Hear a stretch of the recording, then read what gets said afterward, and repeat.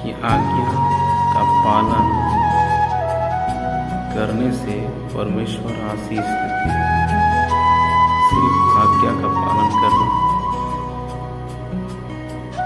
आज्ञा का पालन एक मनुष्य करता है तो उनको परमेश्वर आशीर्वाद देते हैं। लेकिन कौन सी आज्ञाएं हैं ये आज हम पढ़ते हैं कि तुम अपने लिए मूर्ति न बनाना और ना कोई खुदी हुई मूर्ति या लाट अपने लिए खड़ी करना। अगर तुम अपने लिए कोई ऐसी मूर्ति नहीं बनाना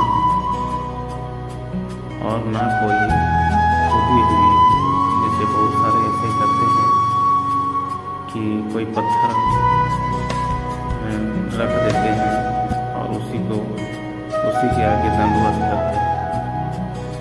तो कहता है ऐसा नहीं करना, क्योंकि ये मेरी आज्ञा के उल्लंघन करती है। कहता है कि अपने लिए खड़ी न करना और ना अपने देश में दंडवत करने के लिए नाकिसदार पत्थर स्थापित करना, क्योंकि मैं तुम्हारा परमेश्वर यहोवा। आज कई सारे घरों में तरह तरह के डिजाइनिंग करके मूर्ति खड़े करते हैं और या तो फिर एक अच्छे पत्थरों से पूरी तरह अच्छे से बनावट करके और उसी के आगे दंडवत करते हैं। तथा उसको स्थापित ना करना, क्योंकि मैं तुम्हारा परमेश्वर यहोवा। कहता है मैं तुम्हारा परमेश्वर हूँ और तुम इधर उधर दंडवत ना करना। मतलब इधर उधर जो माथे टेकते हैं और कहते हैं ये मेरा भगवान है, जिसको चाहा उसको कहते हैं ये मेरा भगवान है। लेकिन परमेश्वर इस बात में इन सारे आज्ञाओं को नहीं करने के लिए कहते हैं तुम मेरे विश्राम दिनों का पालन करना और मेरे पवित्र स्थान का भय मानना, क्योंकि मैं यहोवा। कहता है तुम मेरे लिए विश्राम का दिन उसको क्या है पवित्र मानना और उसका पालन करना। आज पूरी दुनिया में संडे के दिन को छुट्टी दिया जाता है, क्योंकि परमेश्वर की आज्ञाओं को बहुत सारे लोग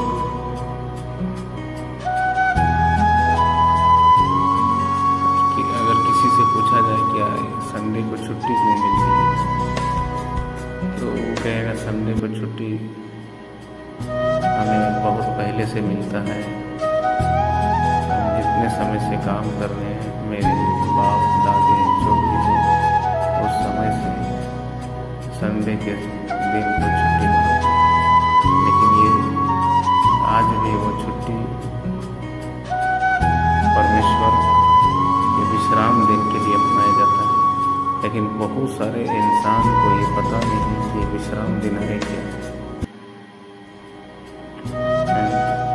इस नहीं जानकारी रहने के कारण विश्राम दिन का पालन नहीं करते हैं, उसको पवित्र नहीं मानते।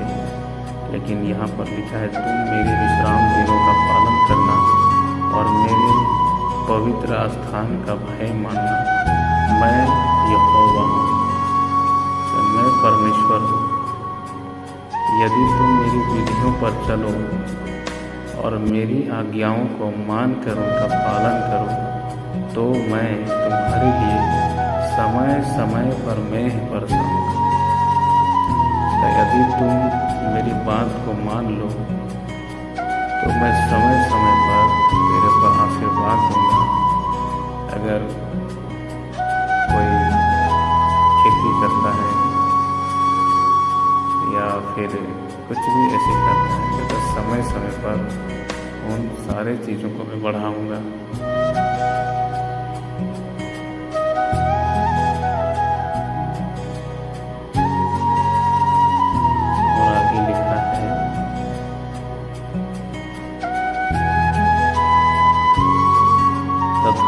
भूमि अपनी उपज उपजेगी और मैदान के वृक्ष अपने फल दिया करेंगे।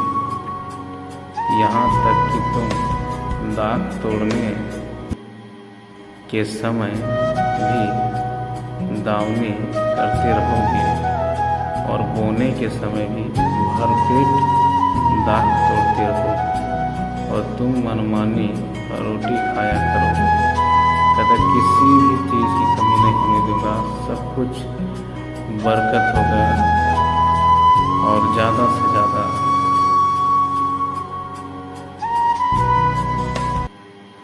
फल तोड़ लोगे।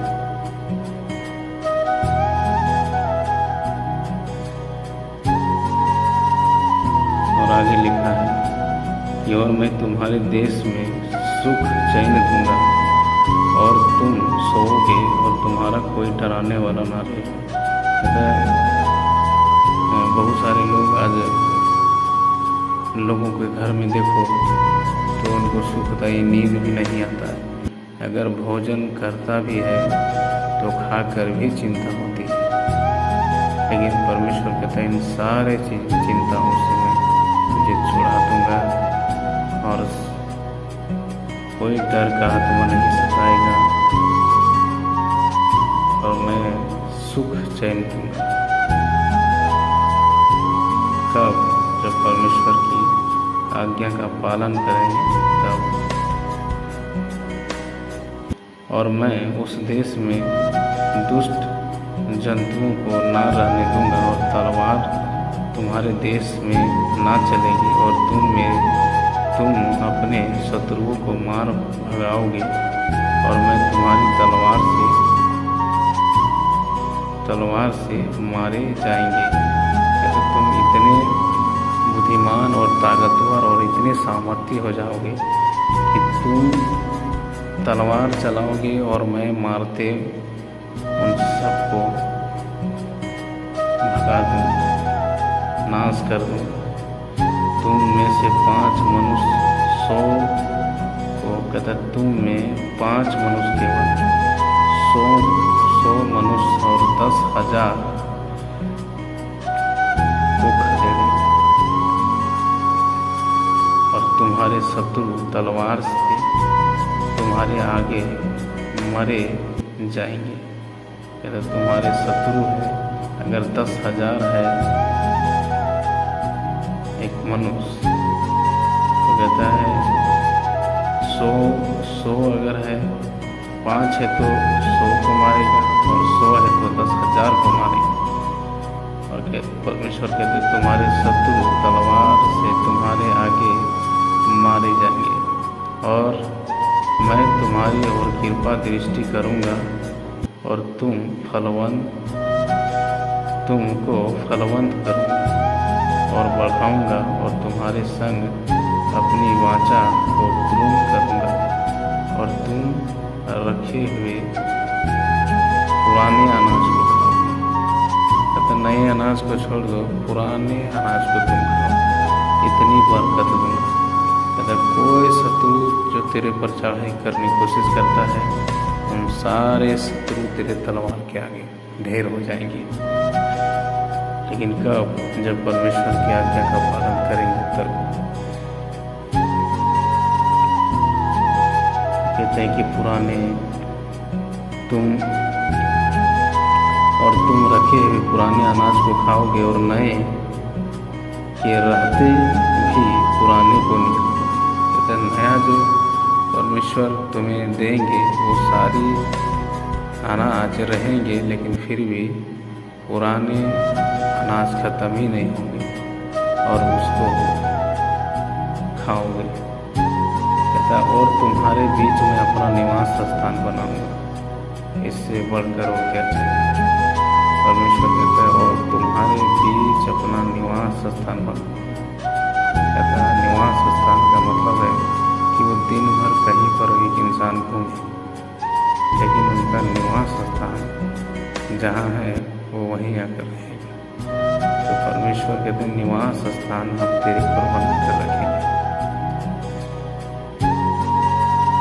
लेकिन कब? जब आज्ञा को पालन करेंगे तब।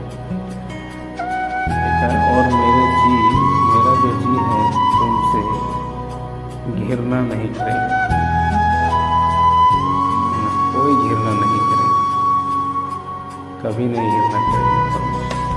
और मैं तुम्हारे मध्य में चला फिरा करूँगा, कहता हम तुम्हारे आसपास चला फिरा करूँगा और तुम्हारा परमेश्वर बना रहूँगा और तुम मेरी प्रजा बने रहोगे। कहता है इस तरह से आज्ञा पालन करने से आशीष मिलेगा। और परमेश्वर ने यहाँ पर हमें लिख दिया है, जो कोई ऐसे करते हैं, आज्ञा पालन करते हैं, वो ये जान ले कि परमेश्वर का निवास स्थान उसे इंसान के ऊपर हो चुका है। कहता है उससे परमेश्वर कहते हैं हम उनसे कभी घृणा नहीं करेंगे और तेरे मध्य में चला फिरा करेंगे, तेरे आसपास चला फिरा करेंगे, तेरे साथ रहेंगे और कभी तुझसे हम दूर नहीं जाएंगे। तुमसे घृणा करने का मतलब कोई अगर घृणा करता है तो वो दूर चला जाता है, लेकिन परमेश्वर कहता है घृणा ही नहीं करेंगे तेरे से और तेरे साथ रहेंगे। मैं तो तुम्हारा वह परमेश्वर यहोवा हूँ जो तुमको मिस्र देश से इसलिए निकाल ले आया कि तुम मिस्रियों के दास बनो। कहते हैं मैं वही परमेश्वर यहोवा हूँ जो बंदियों से तुम्हें निकाल ले आया। मतलब आज नए नियम में उसको बीमारी को हो, बहुत सारे ऐसे डिप्रेशन बीमारी कई तरह के होते हैं, तो एक मिस्र की बंदी की तरह उनको परमेश्वर छुड़ाते हैं। कहता इसीलिए हम तुम्हें छुड़ा कर लाए हैं कि सारे मिस्रियों के दास बन जाए। कहता सारे बीमार और लाचारों का दास बन जाए और तुम्हारे बने रहो। और मैंने तुम्हारे जुए को तोड़ डाला है। जो भी शैतान तुम्हें बीमार करने की कोशिश करता था, डिप्रेशन करने की कोशिश करता है, वो सारे दुष्ट सारे आत्माएं हमने तोड़ डाला है तेरे ऊपर से और तुमको सीधा खड़ा करके हम चलाए। अरे तुमको हम सीधा खड़ा करके चलाए। लेकिन ये सारी आशीषें तब आती है जब परमेश्वर की आज्ञा का पालन होती है। तो ये सारी आशीषें परमेश्वर हमें देते हैं, हमें इंसान। और इस आज्ञा को मानने से विश्वास करो, अब कभी परीक्षा में नहीं पड़ोगे, कभी ऐसे लाचारी का जीवन नहीं जियोगे, बढ़ते जाओगे, आनंद बढ़ता जाएगा और हैरान होते जाओगे। ऐसे बड़े बड़े चमत्कार जब परमेश्वर आपके लाइफ में करने स्टार्ट करेंगे तो परमेश्वर के चमत्कार को देखकर आप हैरान हो जाएंगे कि परमेश्वर महान है और वो भला परमेश्वर है। परमेश्वर की आज्ञा का पालन करें और परमेश्वर के ढेर सारे आशीर्वाद